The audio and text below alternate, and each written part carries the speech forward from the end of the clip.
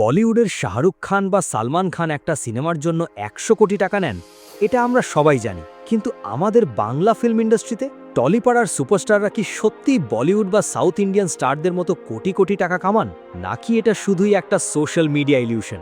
আপনারা জানলে অবাক হবেন, টলিউডে এমন অনেক সুপারস্টার আছেন যাদের সিনেমা বক্স অফিসে ফ্লপ করলেও তাদের ব্যাংক ব্যালেন্সে কোটি কোটি টাকা ঢুকতে থাকে। কিভাবে? দেব, জিৎ নাকি বুমদা, টলিউডের আসল মুকেশ আম্বানিতে একটা সিনেমা করতে কে কত টাকা চার্জ করেন? আর কেনই বা প্রথম সারির নায়িকাদের পারিশ্রমিক শুনলে আপনার চোখে জল চলে আসবে? ভিডিওটা শেষ পর্যন্ত দেখুন, কারণ আজকের এই বাংলা পালস অরিজিনাল মেগা ডকুমেন্টারিতে আমরা টলিউডের এমন এক অন্ধকার ফাইন্যান্সিয়াল সিক্রেট ফাঁস করব যা কোনো মিডিয়া আজ পর্যন্ত দেখায়নি।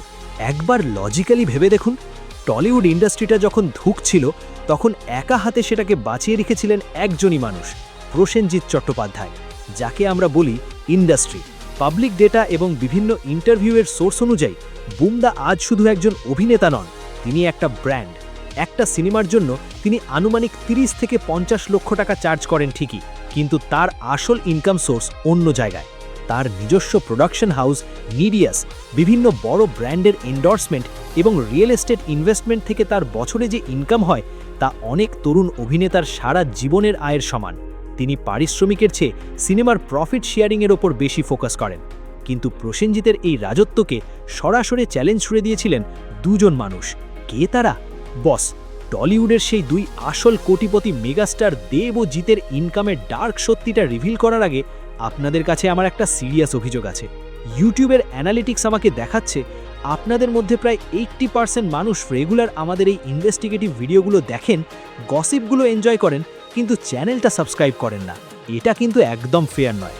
আপনাদের এই একটা সাবস্ক্রাইব আর ভিডিওতে একটা লাইক আমাদের এই রকম ডার্ক ইনসাইড বিজনেস স্টোরিগুলো খুঁজে আনার জন্য মারাত্মক হাইপ দেয়।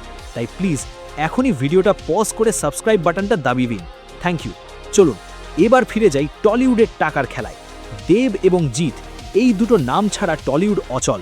কিন্তু আপনারা কি জানেন, আজ থেকে 10 বছর আগে এনারা একটা সিনেমার জন্য 40 থেকে 50 লক্ষ টাকা নিতেন। কিন্তু আজ তারা আর প্রডিউসারদের মুখাপেক্ষী নন, তারা নিজেরাই প্রডিউসার।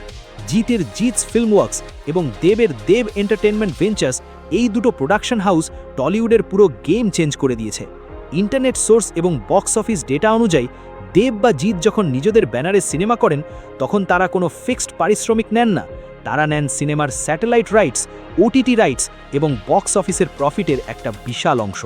হিসেব করলে দেখা যায় একটা হিট সিনেমা থেকে এদের পকেটে 1 থেকে 2 কোটি টাকা পর্যন্ত ঢোকে। আর দেবের ক্ষেত্রে তার রাজনৈতিক কেরিয়ার এবং সাংসদ পদের ইনকাম তো আছেই, তার নির্বাচনী হলফনামা ঘাটলেই দেখা যায় তার সম্পত্তির পরিমাণ কয়েক ডজন কোটি টাকা ছাড়িয়ে গেছে।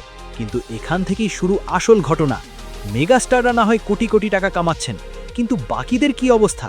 টলিউডের ইনকামের সবচেয়ে বড় ডার্ক সিক্রেট হলো মাচা শোজ বা স্টেজ প্রোগ্রাম। শীতকাল এলেই শহরতলি বা গ্রামে গ্রামে যে ফাংশনগুলো হয়, সেখান থেকে টলিউডের টিভি সিরিয়ালের অ্যাক্টর থেকে শুরু করে সিনেমার মাঝারি সারির অভিনেতারা দিনে 1 থেকে 3 লক্ষ টাকা পর্যন্ত ক্যাশে কামান। কিন্তু সবচেয়ে লজ্জার বিষয় হলো টলিউডের ওয়েজ গ্যাপ।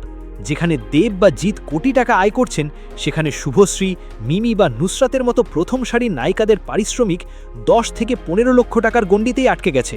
কেন? আমাদের টলিউড কি আজও এতটা পুরুষতান্ত্রিক যে একটা সিনেমা মেয়েদের কাঁধে ভর করে সুপারহিট হতে পারে না? বস, গ্ল্যামার ওয়ার্ল্ডের বাইরে টলিউড আসলে একটা বিশাল বড় কর্পোরেট বিজনেস। এখানে যে যত ভালো ব্রেন খাটাতে পারবে সে তত বেশি ইনকাম করবে। সিনেমা এখানে প্যাশনের পাশাপাশি একটা ইনভেস্টমেন্ট। আপনাদের কি মনে হয়, টলিউডের দেব আর জিতের মধ্যে রিয়েল লাইফে সবচেয়ে বড় বিজনেসম্যান কে? আর নায়িকাদের এই কম পারিশ্রমিক দেওয়া নিয়ে আপনাদের কি মতামত? নিচে কমেন্ট করে আপনাদের লজিক্যাল মতামত অবশ্যই জানান। আমি প্রত্যেকটা কমেন্ট পড়ি। আর ভিডিওটি ভালো লাগলে শেয়ার করুন। টলিউডের এই ডার্ক ফাইন্যান্সিয়াল সত্যি সবার আগে দেখতে সাবস্ক্রাইব করুন বাংলা পালস। ভালো থাকবেন, দেখা হচ্ছে পরের ভিডিওতে।